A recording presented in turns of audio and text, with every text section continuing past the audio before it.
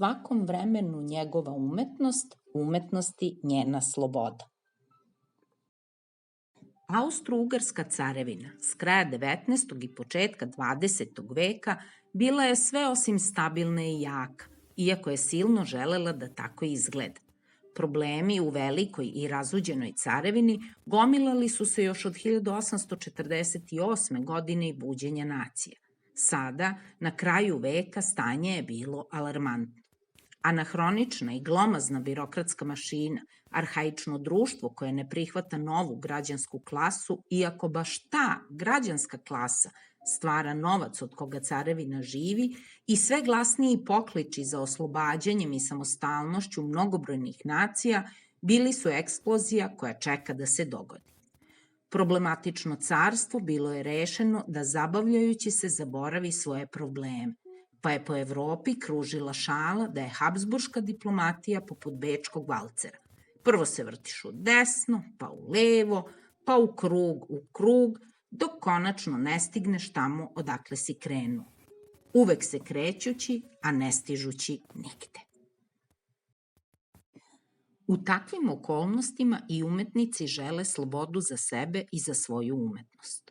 U Beču, carskoj prestonici, zahuktavaju se strasti i zaoštravaju suprotnosti između starog koje odumire i novog koje svom silinom nahrupljuje.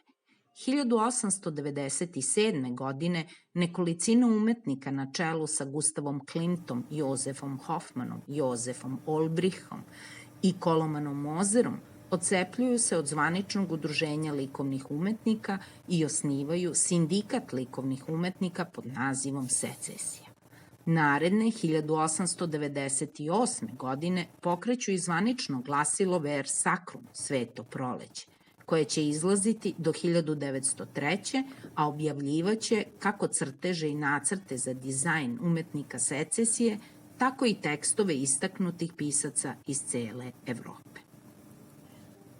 Osnivači i kasniji članovi Secesije borili su se protiv elitizma umetnosti. Borili su se za izjednačavanje primenjenih umetnosti sa takozvanim velikim umetnostima, slikarstvom i vajarstvom.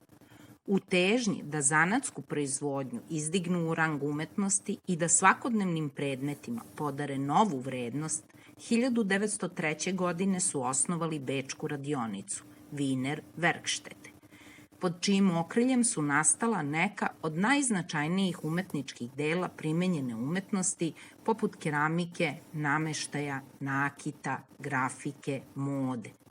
Rad stvaralaca okupljenih oko sindikata umetnika Secesija zaista će biti odcepljenje od novovekovne umetnosti i prvi korak ka modernoj.